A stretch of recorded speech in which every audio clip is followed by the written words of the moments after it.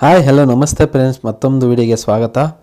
So Asus tough ಗೇಮಿಂಗಲ್ಲಿ ಯಾವ ಥರ ಇದು RGB ಕಲರ್ಸ್ ಅಂದರೆ ಬ್ಯಾಕ್ಲೈಟ್ ಕೀಬೋರ್ಡು ಯಾವ ಥರ ಆಫ್ ಮಾಡ್ಕೊಳ್ಳೋದು ಇಲ್ಲ ಆನ್ ಮಾಡ್ಕೊಳ್ಳೋದು ಕೆಲವ್ರಿಗೆ ಗೊತ್ತಿರೋದಿಲ್ಲ. ಸೊ ಅವ್ರಿಗೆ ಮಾತ್ರ ಈ ವಿಡಿಯೋ.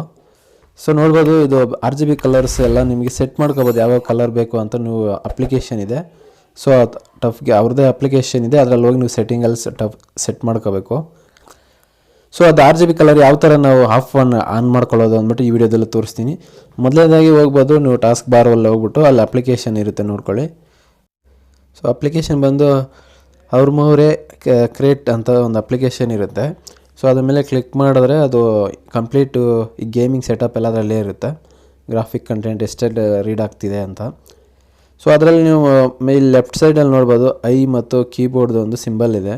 ಸೊ ಅದ್ರ ಮೇಲೆ ಕ್ಲಿಕ್ ಮಾಡಬೇಕಾಗುತ್ತೆ. ಅದ್ರ ಮೇಲೆ ಕ್ಲಿಕ್ ಮಾಡಿ ಮೊದಲನೇ ಆಪ್ಷನ್ ಸಿಸ್ಟಮಲ್ಲಿ ಹೋಗಬೇಕು.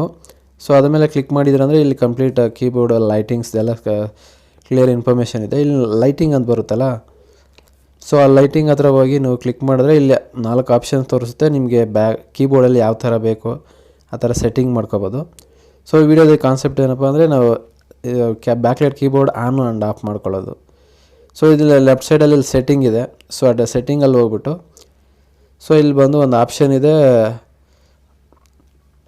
ಅನ್ ಬ್ಯಾಟ್ರಿ ಪವರ್ ಅಂತ, ಕೀಬೋರ್ಡ್ದು ಅನ್ ಬ್ಯಾಟ್ರಿ ಪವರ್ ಅಂತ ಇದೆ. ಸೊ ಅಲ್ಲಿ ಹೋಗಿ ನಾವು ಆಫ್ ಆ್ಯಂಡ್ ಆನ್ ಮಾಡ್ಕೋಬೇಕು. ಆಫಲ್ಲಿ ಇರುತ್ತೆ, ನಾರ್ಮಲಿ ಡಿಫಾಲ್ಟ್ ಆನಲ್ಲೇ ಇರುತ್ತೆ. ನಮ್ಗೆ ಬೇಡ ಅಂದಾಗ ನಾವು ಆಫ್ ಮಾಡ್ಕೋಬೋದು. ನೋಡಿ, ನಿಮ್ಗೆ ಆಫ್ ಮಾಡಿ ತೋರಿಸ್ತಾ ಇದ್ದೀನಿ. ಆಫ್ ಇದ್ದರೆ ಆನ್ ಇದ್ದರೆ ಮಾಡ್ಕೊಳ್ಳೋದು. ನೋಡಿ, ಇಲ್ಲಿ ಲೈಟಿಂಗ್ ಎಲ್ಲ ನಿಮ್ಗೆ ಆಫ್ ಆಗ್ತಿದೆ, ಆನ್ ಆಗ್ತಿದೆ. ಸೊ ಈ ಥರ ಮಾಡ್ಕೊಳೋದು ಫ್ರೆಂಡ್ಸ್. ನಿಮಗೆ ವಿಡಿಯೋ ಇಷ್ಟ ಆದರೆ ಪ್ಲೀಸ್ ಸಬ್ಸ್ಕ್ರೈಬ್ ಮಾಡ್ಕೊಳ್ಳಿ, ಲೈಕ್ ಮಾಡಿ ಅಂತ ಹೇಳ್ತಾ ನಮಸ್ತೆ. ಮತ್ತೊಂದು ವಿಡಿಯೋಗೆ ನೋಡೋಣ.